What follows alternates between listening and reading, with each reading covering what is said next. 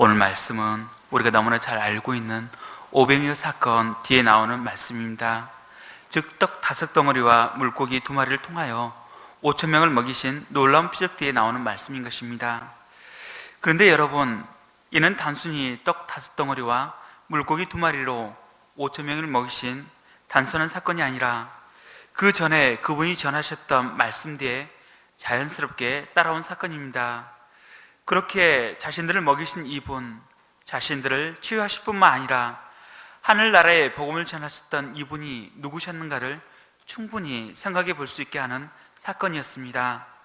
그만큼 예수님을 체험하고 그분으로부터 오는 기적을 맛보았던 그들에겐 중요한 사건이었던 것입니다. 우리 역시 그러합니다. 우리는 성경의 많은 말씀들과 또한 믿음의 선배들을 통해 예수님이 어떤 분이라는 것을 듣기도 했고 또한 만나기도 하였습니다. 그분이 베풀어 주시는 은혜도 누렸습니다. 우리에게도 그분이 어떤 분이시라는 것을 이미 충분히 나타내 주셨던 것입니다. 그럼 우리를 향해 예수님이 물으십니다. 너희는 나를 누구라 하느냐? 여러분, 이 물음에 어떻게 답하시겠습니까?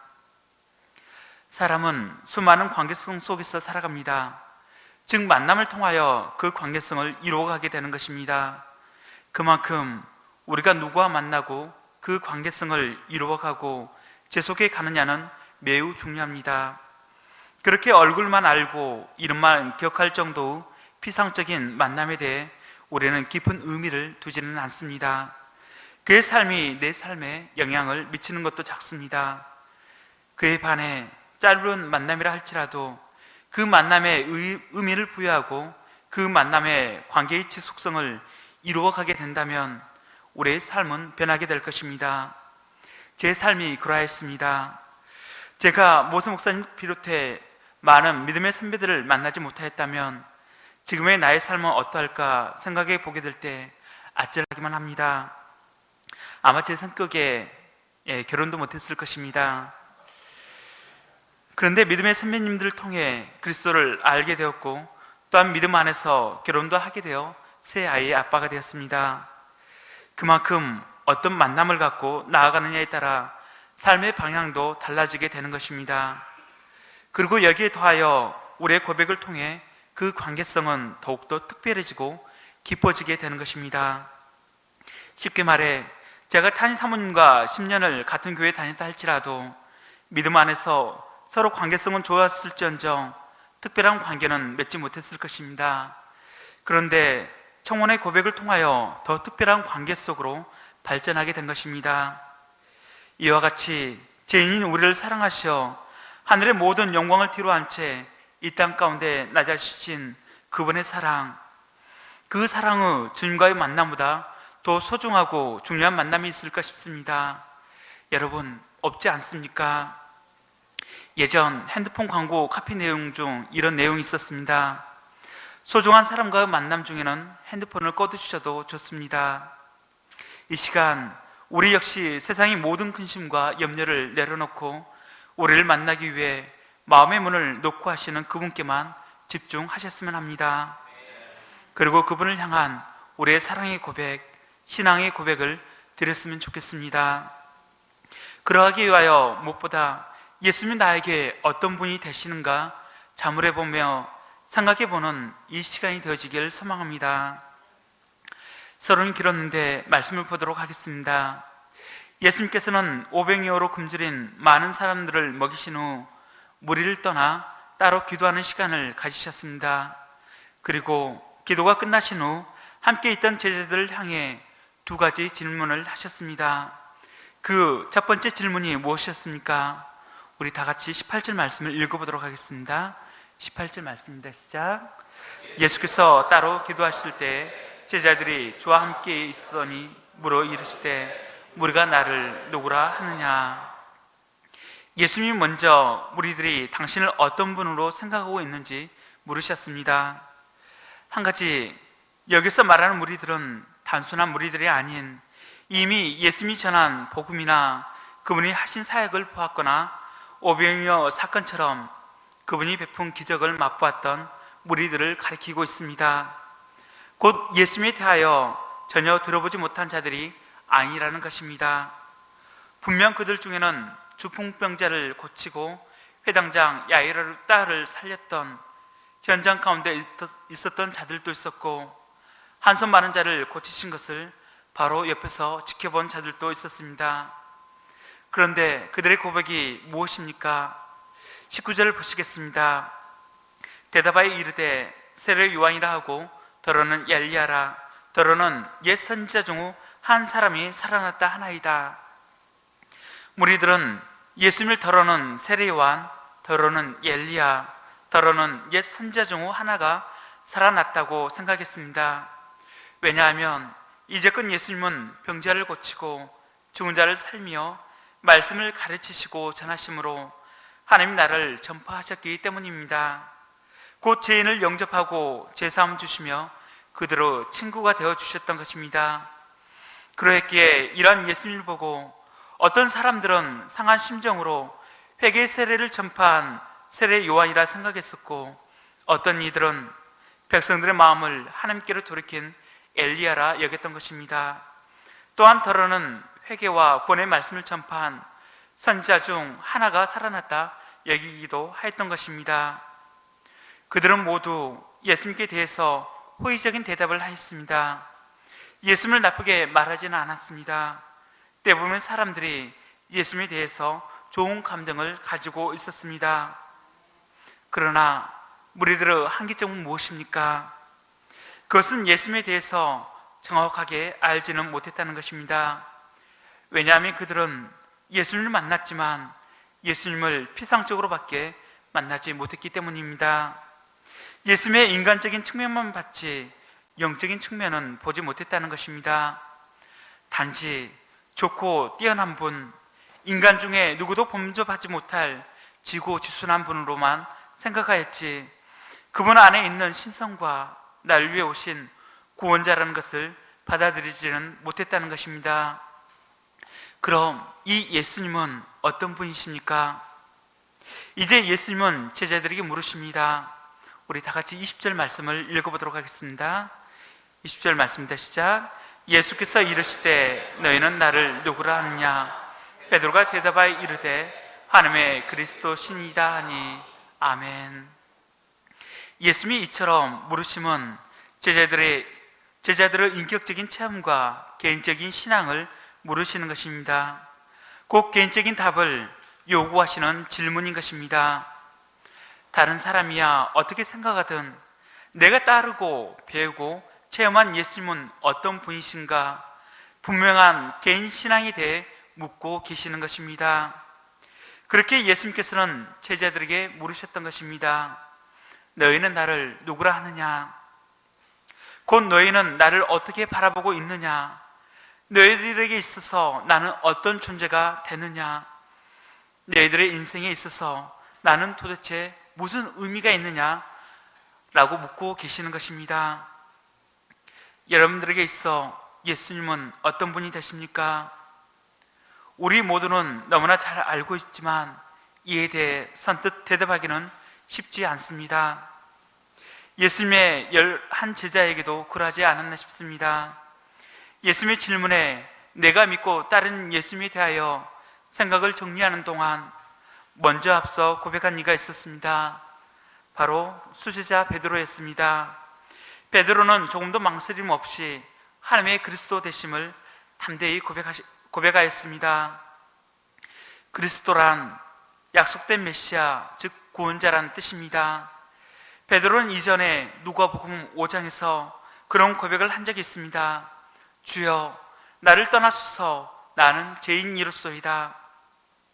베드로는 갈릴리 바다에서 그물이 찢어질 정도로 많은 고기를 잡게 해주신 사건을 통해서 예수님의 신성을 발견하였습니다. 아, 이분은 인간이 아니로구나. 그리고 그 전능하시고 거룩하신 예수님 앞에 자신이 죄인임을 깊이 깨닫게 되었습니다. 그리고 이제 후로는 내가 사람을 취하리라 하신 말씀에 순종하여 그분의 뒤를 따랐습니다. 그리고 예수님과 함께하면서 그분을 유심히 살펴보았습니다. 또한 그분의 하신 말씀을 듣기도 하고 행하기도 하였습니다. 그리고 생각했습니다. 도대체 이분이 어떤 분이실까?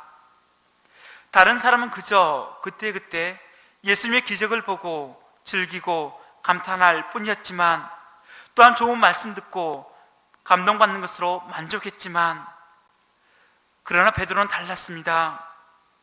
떡 주시면 떡 얻어먹고 포도주 만들어 주시면 포도주 받아 마시는 것으로 무리들이 좋겠다면 베드로는 달랐다는 것입니다. 그는 예수님께서 하신 말씀 하나하나를 거저 듣지 않았습니다. 귀 기울여서 듣고 마음으로 깊이 생각하였습니다. 예수님이 행하신 이적 사건 하나하나를 건성으로 보지 않았습니다. 그 기적들 이면에 계시는 예수님의 실체에 대해서 깊은 관심을 기울였습니다. 그리고 어느 날 이 모든 것들을 종합해 볼 때 그는 마음으로 결론을 내렸습니다. 이분이야말로 구약의 많은 선지자들로부터 예언되고 약속된 바로 그 메시아, 구원자, 그리스도시구나 라고 말입니다. 그래서 베드로는 예수님을 하나님의 그리스도라고 담대하게 고백할 수 있었던 것입니다. 대개 사람들이 어떤 대상을 멀리서 바라볼 때는 존경스럽고 경이스럽게 보다가도 가까이서 같이 지내보면 금방 실망을 하는 경우가 많습니다. 그 사람의 인간적인 측면과 부족한 모습들이 눈에 들어오기 때문에 그렇습니다. 결혼 생활도 그렇습니다. 결혼을 해서 배우자를 바라볼 때도 처음 한두 달은 모든 것이 멋있고 아름답고 무엇을 해도 사랑스럽습니다. 그저 바라만 볼 수 있어도 좋고 구름 위를 붕붕 떠다니는 것 같습니다. 그렇지 않습니까? 예, 준희 형제님 고개를 푹 숙이고 계시는데, 예, 지금 그럴 좀 있습니다. 그런데 대부분 가정은 세월이 가고 시간이 지나감에 따라 그동안 보이지 않던 단점들이 눈에 들어오게 됩니다. 허물이 하나 둘씩 드러나고 늘어남에 따라 실망도 차오르게 됩니다. 눈의 콩깍지가 점차 걷어지게 되는 것입니다. 개인적인 바람이 있다면 저는 준희 형제님과 지나자면 콩깍지가 하나님 나라가 임할 때까지 지속되길 소망합니다. 어떻게 보면 인간적인 우리의 본성은 죄인이기에 가까이 다가가 살펴보면 돋친 가시로 상대방을 찌르기도 하고 상처를 주기도 합니다. 그러나 예수님은 그런 분이 아니십니다. 예수님은 알면 알수록, 배우면 배울수록, 체험하면 체험할수록 그분의 삶과 사랑의 깊이와 높이와 길이와 넓이를 측량할 수가 없습니다. 또한 예수님의 능력은 세상의 그 누구도 따라갈 수가 없고 흉내를 낼 수도 없습니다. 세상에 수많은 아름답고 감동적인 사랑이 있다고 하지만 우리를 향한 예수님의 사랑은 찬송가의 가사처럼 하늘을 두루마리 삼고 바다를 먹물 삼아도 다 기록할 수가 없고 측량할 수가 없습니다. 저는 여러분 모두가 이 예수님의 깊은 사랑을 만나고 체험할 수 있기를 기도드립니다. 사람에게선 깊이 알수록 실망이 커 가지만 예수님께는 깊이 알아갈수록 소망이 더 커져갈 것입니다. 소망이 넘치는 삶, 그런 삶이 여러분 삶 가운데 매 순간 넘치길 소망합니다. 그렇다면 무리들과 제자들의 고백의 차이는 어디에서 오는 것일까요? 앞서 말했다시피 저는 예수님으로부터 나오는 그 어떤 표적이나 은혜보다 예수님 그분에게 집중되는 삶이 이러한 차이를 만들어내지 않을까 싶습니다. 곧 예수님으로부터 나오는 이례적인 축복이나 기적은 그의 삶에 놀라운 은혜로 임하게 되지만 그 은혜가 모두 주님과의 관계의 지속성을 이끌어 가기는 어렵다는 것입니다. 그 단편적인 예가 예수님께서 사마리아와 갈릴리 사이로 예루살렘을 향해 가실 때 한 촌에 나병이 걸린 10명의 문둥병자를 만나게 되었습니다. 예수님은 그들을 긍휼히 여겨 제사장에게 가서 그들의 나음을 증명하도록 허락하셨습니다. 그러나 그들은 제사장에게 가는 도중 그들의 몸이 나음을 얻었다는 것을 알았지만 그 은혜에 감사함으로 반응한 이는 10사람 중 한 사람에 지나지 않았습니다.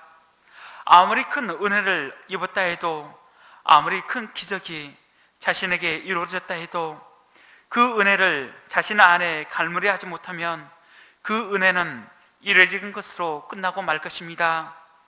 그러나 자신에게 이루어진 은혜를 알고 그 관계 속으로 감사함으로 돌아와 고백한 그 한 사람에게는 구원의 세계가 열리는 축복을 얻게 해 주셨습니다. 여러분, 우리 삶에도 분명히 많은 문제들이 있고 이 문제들을 안고 때때로 주님의 이름으로 기도로 나아갈 때가 있습니다. 그리고 그 기도에 대한 응답의 은혜를 누리기도 합니다. 그러나 우리가 기도의 응답에 대해 기뻐하는 것으로 만족하지 않고 그 기도의 응답을 허락해 주신 주님께 우리의 시선을 고정시켰으면 좋겠습니다. 그리고 여전히 내 삶 가운데 함께 하시는 그분의 은혜와 관계로 인하여 더욱 감사하는 우리가 되었으면 합니다. 진정한 은혜란 우리의 기도가 이루어진 것보다 우리의 기도를 우리 곁에서 귀 기울여 듣고 계시는 주님이 우리와 늘 함께하고 있다는 사실을 아닐까 싶습니다. 그렇게 매 순간 주님과 함께하는 삶 속으로 들어가시기를 바랍니다. 이를 위해 우리를 도우시는 성령 하나님을 붙드시길 바랍니다. 오늘도 그분은 우리와 함께 하시기 위해 우리의 마음의 문을 놓고 하고 계십니다. 그러하기에 다시 한번 말씀드립니다. 우리 삶에 주시는 은혜를 은혜로 마치시지 마시고 그 은혜를 통하여 더 깊은 관계 속으로 들어가시길 바랍니다. 제가 아버지가 되고 보니 그 전에 보이지 않는 것들, 느껴지지 않았던 감정들이 조금씩 열리는 것 같습니다. 바로 우리 아이들과의 관계 속에서 말입니다. 이제 어느 정도 아이들이 크고 대화가 가능하다 보니 제가 아이들에게 바라는 것들이 제 마음속에 생겨난 것입니다. 그것은 아이들과 더 좋은 관계성을 맺고자 하는 것입니다. 그렇게 간혹 아이들이 좋아하는 과자나 선물을 사갈 때가 있습니다. 그런데 아이들이 내 손에 들린 과자나 선물에만 관심이 있고 이 선물을 준비한 나의 마음을 몰라줄 때 약간의 서운한 감정이 들기도 합니다. 저는 요즘 어린이집에서는 뭐하고 놀았는지, 학교에서는 어떤 친구가 친한지 알고 싶고 듣고 싶은 것이 제 마음인데 큰 소리로 환호하고 방방 뛰면서 좋아하다가 제 손에 들린 비닐봉투만 들고 들어가 먹기에 정신이 없습니다. 물론 부모이기에 나를 향한 아이들의 기본적인 신뢰나 사랑은 알 수 있지만 한편으로는 나보다 먹을 것에 더 관심이 있는 아이들에게 서운한 마음이 들기도 합니다. 그런데 간혹 한 번씩 아이들을 통해 내 마음에 기쁨이 넘칠 때가 있습니다. 모든 것을 보상받고도 남는 기쁨이 있는 것입니다. 그것은 밤늦게 돌아와 현관문을 열었을 때 그 소리를 듣고 달려와 품 안에 안길 때와 어느 날 제 어깨가 지쳐 있는지 우리 주찬이가 아빠 힘들어서 어째? 내가 엉덩이 춤 춰줄까? 라고 할 때 이러한 순간들이 간혹 아이들의 고백과 행동들을 통해 기쁨이 넘쳐날 때가 있습니다. 그러면서 제가 하나님과 나와의 관계를 생각해 보게 되었습니다. 내 작은 믿음의 고백에 대해 그분은 얼마나 기뻐하실까 하고 말입니다. 여러분, 지금 우리의 모습은 어떠합니까? 우리 역시 그분 손에 들려있는 선물에 관심을 갖고 있습니까? 아니면 그 선물을 들고 계신 그분께 우리의 마음을 쏟고 있습니까? 우리가 지혜롭다면 그 손에 들린 것 당연히 우리에게 주실 것 뻔하지 않습니까? 우리에게 주시기 위해 들고 계신 것 아니겠습니까? 그렇게 그 손에 들린 선물도 중요하지만 우리의 시선과 마음은 그분께 향하길 소망합니다. 그리고 우리가 바라보고 있는 주님이 누구신지 분명히 아시길 바랍니다. 그 주님은 우리를 위하여 이 땅 가운데 낮아지시고 우리의 모든 죄를 속죄하시기 위해 십자가 앞에 어린 양이 되신 우리 주님이 되십니다. 하나님의 그리스도이신 것입니다. 다시 한번 여러분, 그 주님이 여러분에게 어떤 분이 되십니까?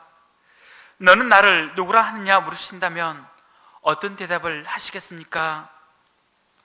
제가 말씀을 준비하면서 내 신앙의 모습을 돌아보게 되었습니다. 문제는 내 입술로는 살아계신 하나님이라 수없이 고백하며 그분의 살아계심과 인도하심을 믿는다 고백하면서 정작 내 삶 가운데 내 길을 인도하시는 그분을 놓칠 때가 많다는 것입니다. 예전 제가 대학생 시절에 어떤 분이 제게 물었습니다. 내게 있어 예수님은 어떤 분인지 말입니다. 그때 저는 성경에 나온 말씀 그대로 나를 위해 십자가를 지시고 나를 구원해 주신 분이라고 대답하였습니다. 그랬더니 그분이 그런 원론적인 대답 말고 내 개인적으로 주님이 어떤 분인지 주님을 향한 내 신앙 고백을 물으셨습니다. 그 후로 예수님이 내 삶에 어떤 분이신가 스스로 자문해보며 살아왔던 것 같습니다.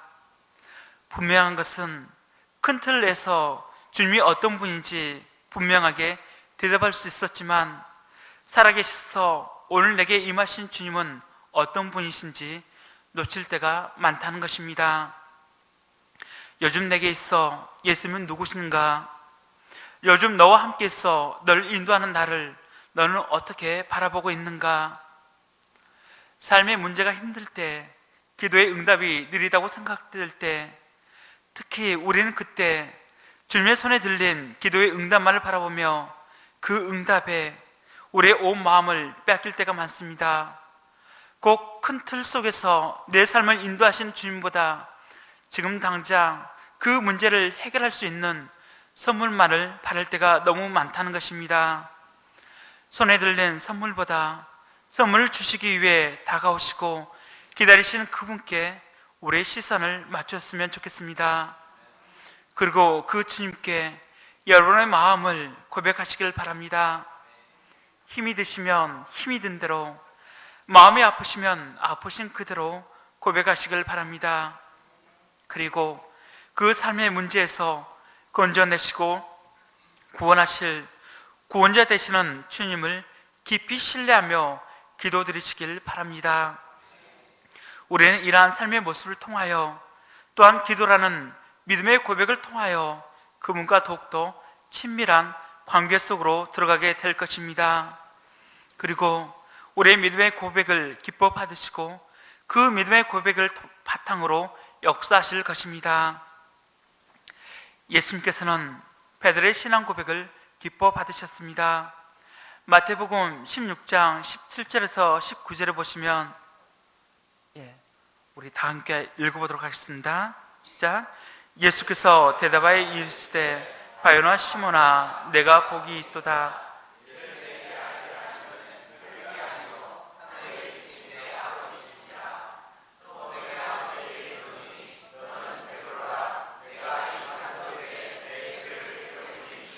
음배의 권세가 이기지 못하리라.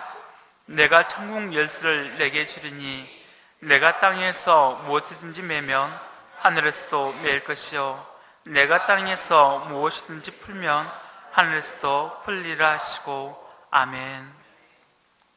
예수님은 베드로가 하나님께서 보내신 그리스도라 고백하였을 때 그에게 복이 있다 하셨습니다.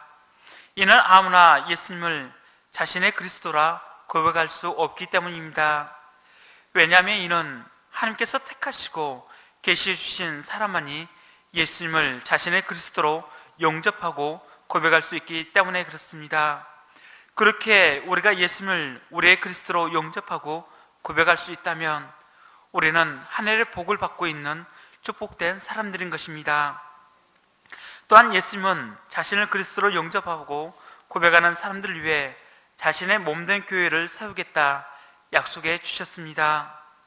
그리고 예수님과 함께 서 있는 반석과 같은 그리스도의 교회를 그 어떤 사망의 세력도 무너뜨릴 수 없게 하셨습니다. 이는 하늘과 땅의 모든 권세를 가지신 예수 그리스도께서 우리 한 사람 한 사람을 지키실 뿐만 아니라 그분의 몸된 교회를 친히 지켜주셨기 때문입니다. 그리고 거기에 더하여 예수님은 천국 열쇠의 권세를 믿음의 고백 위에 허락해 주셨습니다. 이 천국 열쇠는 기도의 권세와 능력을 의미합니다. 예수님은 당신을 믿고 따르는 당신의 모든 사람들에게 땅에서 무엇이든 메고 풀 수 있는 기도의 권세와 능력을 주신 것입니다. 그렇게 마태복음 18장 18절 19절에서 우리 다시 한번 읽어보도록 하겠습니다. 시작. 진실로 너에게 이르노니